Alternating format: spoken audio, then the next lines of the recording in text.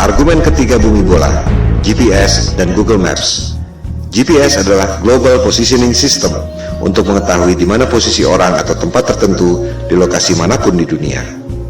Disebutkan bahwa orang yang ada di ujung barat tak dapat mengirim sinyal wireless ke orang yang ada di ujung timur karena terkena lengkungan bumi.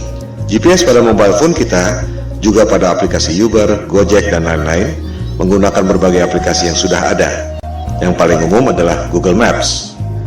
Jika ada orang mengatakan bahwa GPS Anda sebenarnya tidak menggunakan satelit, apakah Anda percaya? Kita tak perlu ngarang atau debat kusir. Mari kita dengar sendiri apa yang dikatakan oleh Google tentang Google Maps. Google Maps for mobile has solved this problem with a new beta feature called My Location. Instead of you telling Google your location, Google displays your location on the map with a click of a button, and it doesn't require GPS.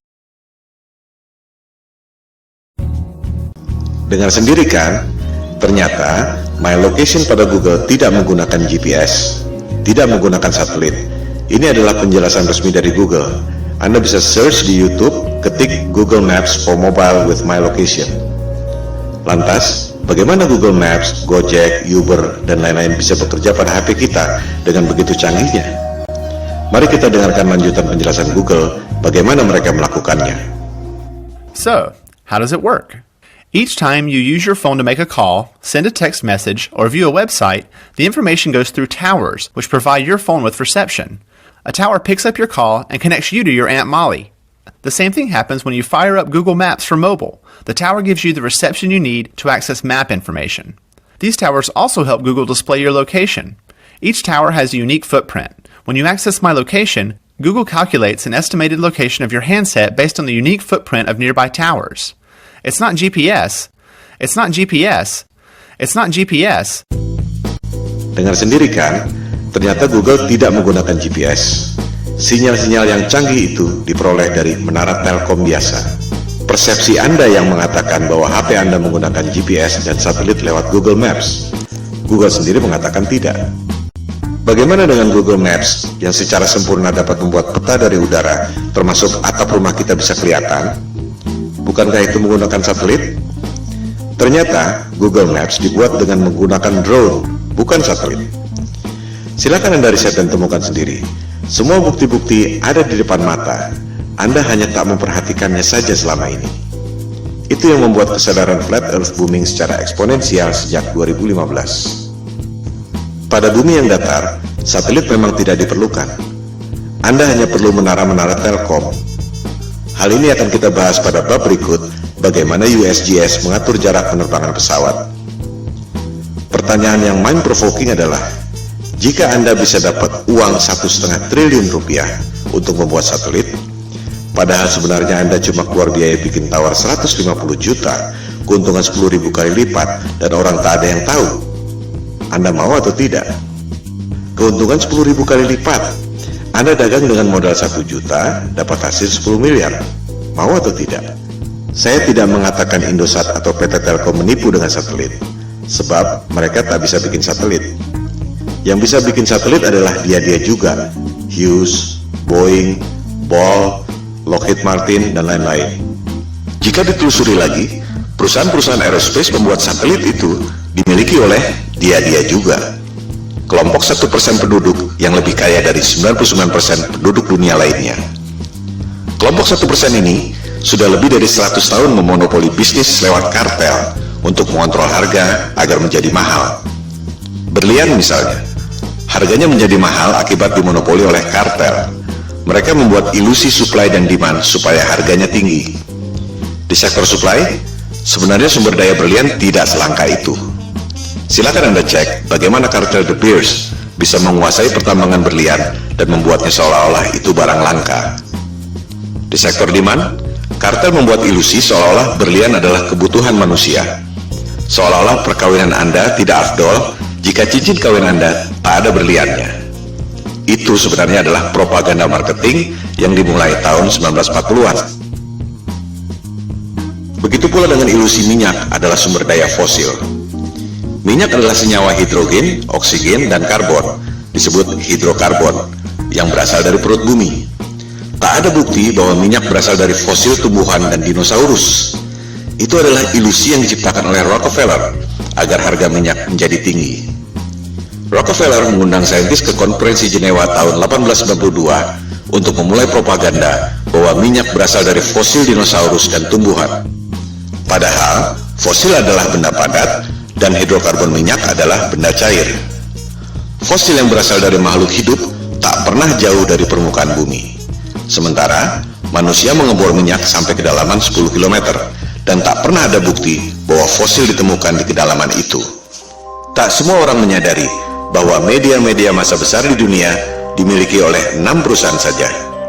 Si kelompok 1% itu mampu memonopoli informasi yang diterima oleh 99% penduduk dunia lainnya. Hal ini yang disebut sebagai propaganda, mind control. Jika kelompok super kaya yang 1% itu, atau disebut elit global, mampu mencuci otak Anda lewat pendidikan, media massa, dan film-film, ilusi marketing yang membuat harga berlian dan harga minyak menjadi tinggi, apakah mereka tak mampu membuat ilusi tentang satelit? Kembali pada soal GPS. Tak semua orang menyadari bahwa GPS digunakan sejak tahun 1973 yang merupakan bagian dari teknologi militer. GPS berasal dari teknologi sebelumnya yaitu LORAN atau Long Range Navigation dan Decca Navigation yang digunakan sejak Perang Dunia Kedua. Of its equipment, which makes it very easy to operate and maintain once you understand a few fundamentals.